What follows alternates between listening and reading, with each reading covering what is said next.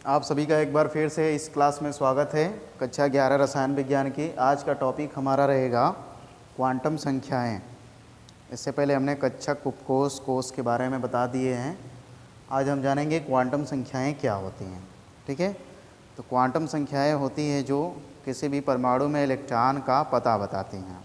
यानी कहने का मतलब ये हुआ, क्वांटम संख्याएं ऐसी संख्या होती है जो किसी परमाणु में किसी भी इलेक्ट्रॉन के ऊर्जा, ठीक है, और स्थिति के बारे में पूर्ण सूचनाएं प्रदान करती हैं। उसे हम कहते हैं क्वांटम संख्याएं। यानी कहने का मतलब पूरा सब का मतलब है कि क्वांटम संख्या इलेक्ट्रॉन का पता बताती हैं। ठीक है, जो क्वांटम संख्याएं होती हैं वह 4 प्रकार की होती हैं। एक होती है मुख्य क्वांटम संख्याएं,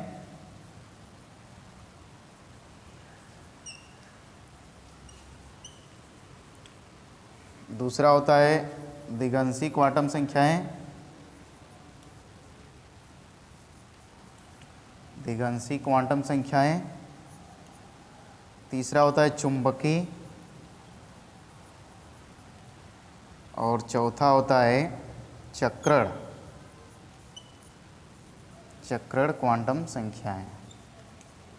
ठीक है, क्वांटम संख्या से हम इलेक्ट्रॉन का पता जानते हैं कि इलेक्ट्रॉन कहाँ पे, उसकी क्या स्थिति है, क्या उसकी ऊर्जा है। ठीक है, तो अब बारी बारी करके हम इसको समझ लेते हैं। मुख्य क्वांटम संख्या के बारे में, फिर द्विगंशी क्वांटम संख्या, फिर चुंबकीय, फिर इसके बाद चक्रण क्वांटम संख्या के बारे में। ठीक है, चलिए आगे बढ़ते हैं। जो मुख्य क्वांटम संख्या होती है इसको हम सामान्य रूप से स्मॉल n से दर्शाते हैं। ये जो मुख्य क्वांटम संख्या होती है वह कोष के आकार को व्यक्त करती है, मतलब किसी भी परमाणु के कोष का आकार बताती है। ठीक है, यहाँ पे लिख देते हैं कोष का आकार। ठीक है, पहला चीज़ वो है कि मुख्य क्वांटम संख्या को हम स्मॉल n से दर्शाते हैं। ये क्या करती है, कोष के आकार को बताती है।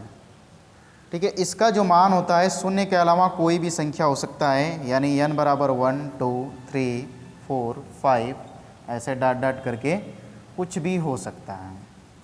ठीक है, चलिए, तो हमारा ये मुख्य क्वांटम संख्या में आपको इतना याद रखना है कि जो मुख्य क्वांटम संख्या होती है इसको स्मॉल n से दर्शाते हैं। यह क्या करता है, कोष के आकार को व्यक्त करता है, और इसका जो मान होता है शून्य के अलावा कोई भी पूर्णांक संख्या हो सकती है, जैसे कि 1, 2, 3, 4, 5, 6 ऐसे और चीज़ें। ठीक है, अगर इसकी बात किया जाए कोष की, तो अगर n का मान 1 है तो k हो जाएगा, l हो जाएगा, m हो जाएगा, n हो जाएगा, ऐसे डॉट डॉट होता जाएगा। यदि हम मुख्य क्वांटम संख्या का मान 1 बोले तो कोष की बात किया जाएगा तो आपको तुरंत दिमाग में आना चाहिए k की बात हो रही है। ठीक है, चलिए इसको समाप्त करते हैं। दूसरा हमारा है द्विगंशी क्वांटम संख्या, क्वांटम संख्याएं। द्विगंशी क्वांटम संख्या जो होती है इसको हम l से दर्शाते हैं। ठीक है, ये क्या करता है, उपकोष के आकार को बताता है, उपकोष के आकार को व्यक्त करता है। जो l का मान होता है वह n के मान पर निर्भर करता है। जो किसी भी l के लिए, किसी भी l का मान जो होता है n के मान पर निर्भर करता है, और l का जो मान होता है वह यानी l बराबर n-1 होता है। यानी कहने का मतलब यदि मुख्य क्वांटम संख्या 5 हो गया तो द्विगंशी क्वांटम संख्या क्या हो जाएगा, n-1 मतलब 4 हो जाएगा, यानी 5 में से घटा देंगे तो 4 आ जाएगा। ठीक है, तो द्विगंशी क्वांटम संख्या में यही चीज़ आपको जानना है। जैसे हमने यहाँ पे मान लीजिए 5 रखे, इसमें से 1 घटाए तो l का मान क्या आ गया, 4 आ गया, यानी कि n से 1 कम रहता है। चलिए ठीक है, इसका भी बात होगी, थोड़ा थोड़ा पॉइंट टू पॉइंट बस बातें करनी है हमें। चुंबकीय क्वांटम संख्या, चुंबकीय क्वांटम संख्या को हम स्मॉल m से दर्शाते हैं। यह कक्षकों के अभिविन्यास को प्रदर्शित करता है, यानी इसका जो मान होता है, m का मान जो होता है वह l के मान पर निर्भर करता है। जो m का मान होता है वह होता है -l से +l तक, या फिर इसको हम कर सकते हैं +l से -l तक। ठीक है, चुंबकीय क्वांटम संख्या को स्मॉल m से दर्शाते हैं। यह कक्षकों के अभिविन्यास को प्रदर्शित करता है और जो m का मान डिपेंड करता है l के मान पर। क्या होता है, यदि m का मान हमें पता करना होगा तो -l से +l तक चले जाएंगे। यानी कहने का मतलब जैसे हमने कह दिया l बराबर 2, ठीक, आपको m का मान पता करना है तो क्या करोगे, माइनस से चलिए, -2, -1, 0, ठीक, +1, +2, इस तरह से -l से +l तक। चुंबकीय भी हमारा समाप्त हुआ। नेक्स्ट हमारा है चक्रण क्वांटम संख्या। चक्रण में क्या होता है, यह इलेक्ट्रॉनों के चक्रण को प्रदर्शित करता है, ठीक है। तो यह क्या करता है कि कोई भी कक्षक है उसमें इलेक्ट्रॉन किस प्रकार से गति कर रहे हैं, किस प्रकार से चक्रण कर रहे हैं, उसको बताता है। इसको जो दर्शाते हैं हम, वह यश से दर्शाते हैं। प्रत्येक कक्षक के लिए यश का 2 मान होता है, एक +हाफ होता है, एक -हाफ होता है।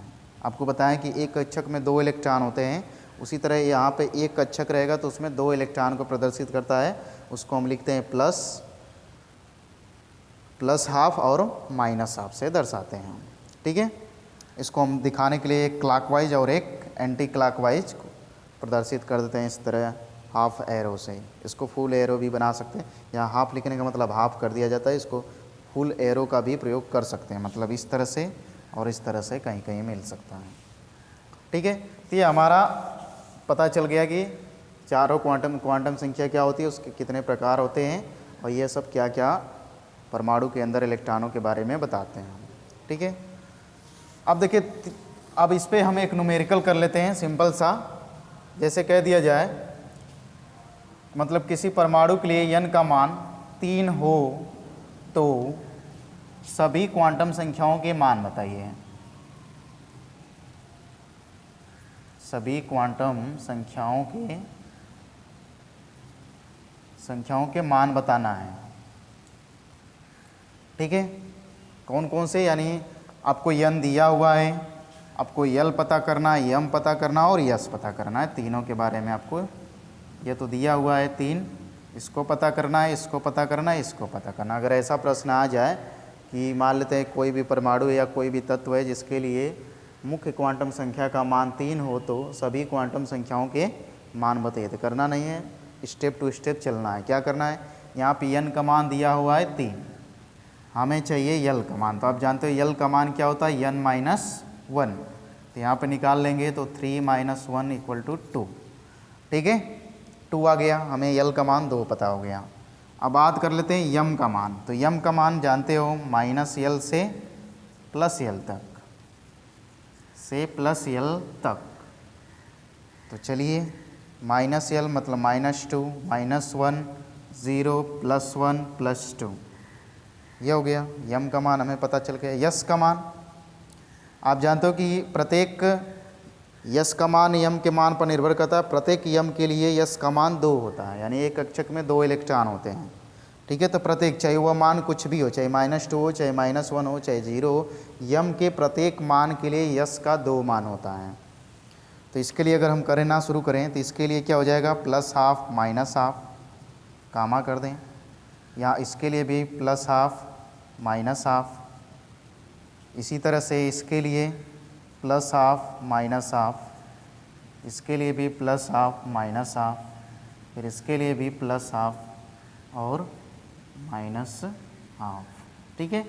तो इस तरह से कोई भी अगर इस तरह से प्रश्न पूछता है कि कोई भी तत्व है जिसका मुख्य क्वांटम संख्या 5 है, 6 है, सभी क्वांटम संख्या के मान बताइए, तो आप इस तरह से कर सकते हैं, ठीक है। ये एक टाइप का प्रश्न हो गया।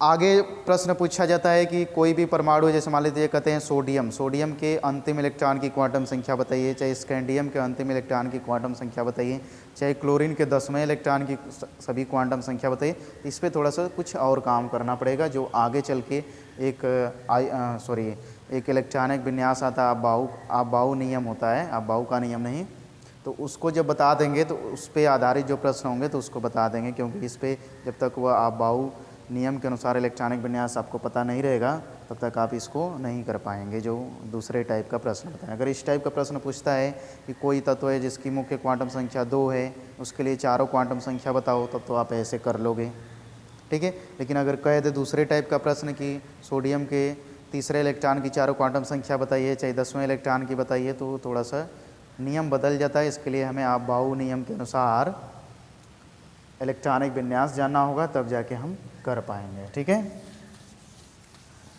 चलिए, तो क्वांटम संख्या को हम यहीं पे समाप्त कर रहे हैं। एक और ले लेते हैं उदाहरण इसमें छोटा सा। जैसे मान लेते हैं कह दिया n बराबर 2, तो सभी क्वांटम संख्या का मान बताइए, मतलब l, m और s का मान बताइए।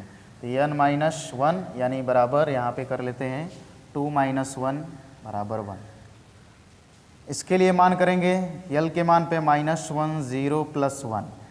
s का मान देखा जाए तो इसके लिए प्लस हाफ माइनस हाफ, इस -1 के लिए, फिर इसके लिए प्लस हाफ माइनस हाफ, ठीक है, फिर इसके लिए भी प्लस हाफ और माइनस हाफ। इस तरह से हम छोटा बड़ा कोई भी रहेगा इसको आराम से निकाल सकते हैं, ठीक है। दूसरे टाइप के लिए हमें कुछ देर और इंतज़ार करना पड़ेगा, जब हम आपबाऊ नियम के अनुसार इलेक्ट्रॉनिक विन्यास लिखना बता देंगे, तब उस टाइप के प्रश्नों को हम हल करेंगे, ठीक है। इस क्लास को हम इसी जगह समाप्त कर रहे हैं। तो क्लास में लास्ट तक बने रहने के लिए आप सभी का एक बार फिर से धन्यवाद।